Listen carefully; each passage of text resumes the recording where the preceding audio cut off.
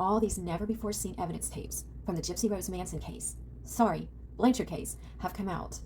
And you can see them over on the Into the Weeds podcast on YouTube. Now, while a lot of people are waking up to the truth, you may still be seeing in the comments that people still believe she's a victim. And the know-it-alls who say that she went to trial, the evidence has been seen, she did her time. Except she never went to trial. She took a plea deal so that this evidence, these videos that we are now seeing, would never be put in front of a jury. If you're like me, you're probably wondering, how on God's green earth can people still not accept the truth despite all this very damning evidence?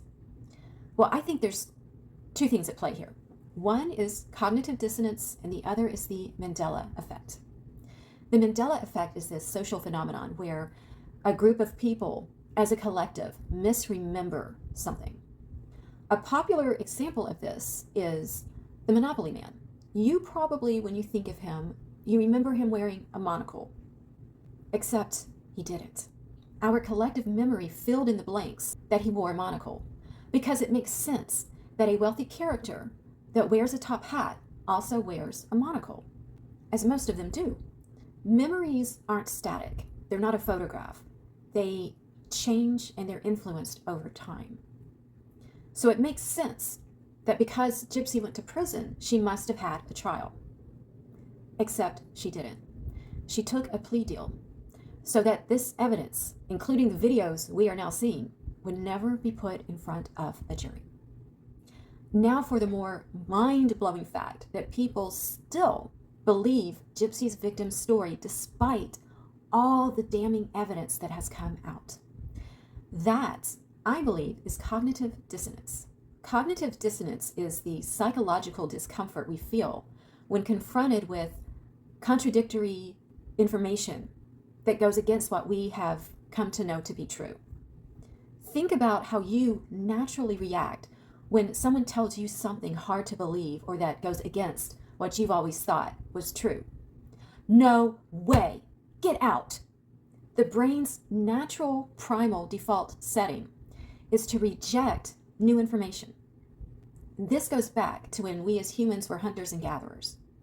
If you spotted what you thought could be a predator, you didn't have time to reassess and find out the truth because you probably wouldn't survive. Here's an example of cognitive dissonance. Way back in the day, we used to believe that the Earth was the center of the universe and that the stars and the sun revolved around it, not unlike Gypsy's narcissistic view of herself.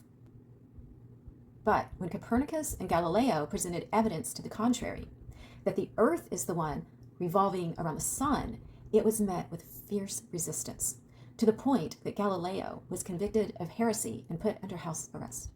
New contradictory information makes the brain feel like what was once in order is now in chaos. So the resistance we're seeing to the truth about Gypsy is basically the brain trying to protect itself. People are refusing to believe the reality that Gypsy is a monster because it collapses a belief, an idea that they've held and been comfortable with for a long time. History teaches us something very important. Truth doesn't arrive to applause. Truth arrives to resistance. So, should you decide to engage with these people, be understanding, be kind, and factual. Most of them will come around. As for the others, well, they're probably still using floppy disks. Were you once a Gypsy defender? And did these videos change your mind? Let me know in the comments.